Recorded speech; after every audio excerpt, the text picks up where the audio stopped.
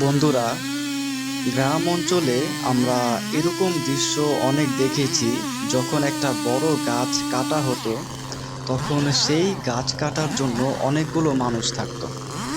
তো তারা কুঠাল দিয়ে সেই গাছগুলো কাটতো, তারপর গাছগুলো কাটার পর যখন তারা নিচে ফেলে দিত, তো সেখানেও কিন্তু অনেকগুলো মানুষ একসাথে কাজ করত।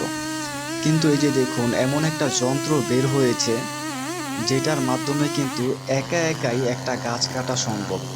অনেকগুলো মানুষের কোনো প্রয়োজন হবে না, একা একাই একটা গাছ কাটা সম্ভব। এমনকি একা একাই সেই গাছটাকে যে কোনো একদিকে নিচে ফালানো সম্ভব। খুবই চমৎকার লেগেছে এই নতুন প্রযুক্তির দৃশ্যটি। দেখতে থাকুন ভিডিওটা।